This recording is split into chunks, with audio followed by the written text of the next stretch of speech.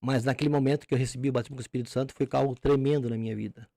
Porque eu já refutava muitas doutrinas católicas, eu refutava muitos ensinamentos católicos, eu refutava muita coisa que eu via que estava errado, que a Bíblia não dizia, que a Bíblia não mostrava, que era um tradicionalismo, que era uma fé cega, um tradicionalismo cego, é isso que eu via.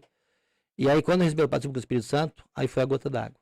Eu estava numa missa, num domingo à noite, quando de repente do nada assim, do nada eu saí da missa daquela noite, eu fui me dar por conta, eu estava dentro da Assembleia de Deus lá no Iridiú. E olha só agora, para as pessoas evangélicas aí tradicionais que dizem que os dons espirituais é só para aquele tempo, né? Os dons espirituais é só para aquele tempo, né? Não é para agora.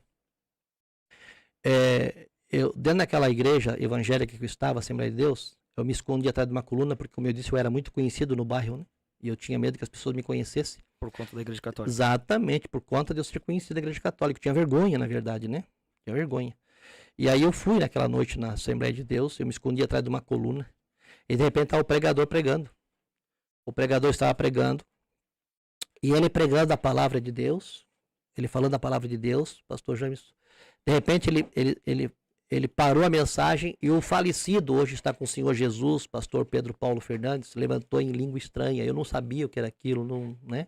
Eu sabia que os carismáticos falavam língua estranha, mas aquela forma deles, né? E quando ele começou a falar língua estranha, uma senhora, uma velhinha, uma senhorinha, bem velhinha, do meu lado, começou a falar língua estranha também. Ele falava, ela falava aqui. Ele falava, ela falava aqui. E de repente ela continuou falando, ela ficou de pé e continuou falando, uma senhorinha, teve uns quase 90 anos, né? Bem branquinho o cabelo dela, magrinha. E ela ficou de pé, pequenininha, continuou falando. E lá no púlpito, e a igreja do Iridiú é uma igreja grande, tá? Lá no púlpito, o falecido pastor Pedro Paulo Fernandes começou a falar o seguinte: eu te vi quando entraste neste lugar. Faz 1 ano que eu venho trabalhando contigo. És muito conhecido neste bairro e nesta comunidade. Mas o plano que eu tenho contigo é grande. E foi falando, meus amigos. E foi contando particularidade da minha vida. E daí eu fui entender que era comigo a mensagem. Eu fui entender que Deus estava falando era comigo. Eu vou te fazer obreiro na minha obra. E a mensagem que o pastor estava pregando, pastor Manuel, estava pregando era sobre tome cada um a sua cruz e siga. E ele estava falando sobre não largar a cruz. A mensagem que ele estava pregando era não largar a cruz naquela noite.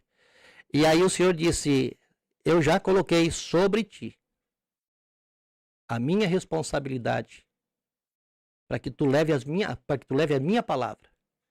E foi falando, pastor, coisa assim, coisa particular minha, entendeu?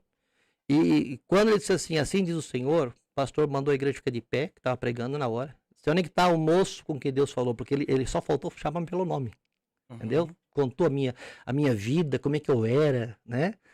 Eu fui professor de karatê, estilo Chorinho do Brasil, fui atleta revelação, tudo na igreja católica. Eu fazia isso fora, entendeu como é que é? Sim. Eu tinha muitos amigos, né? Tinha seu trabalho secular. Tinha meu trabalho secular, né? Eu era faturista corretista, numa empresa muito grande em Joinville, né? E aí durante a semana, à noite, eu me encontrava com os amigos, mesmo casado, me encontrava com os amigos, entende? E era roda de cervejada e cachaçada, e fazia halterifilismo, porque eu fazia karatê, tinha que fazer halterifilismo também. Então, essas particularidades todas, o Senhor falou comigo naquela noite, entendeu? Aí, quando ele perguntou quem quer entregar a sua vida para Jesus, automaticamente minha mão levantou e eu fui lá para frente, chorando, aceitei Jesus. Quase igual a você.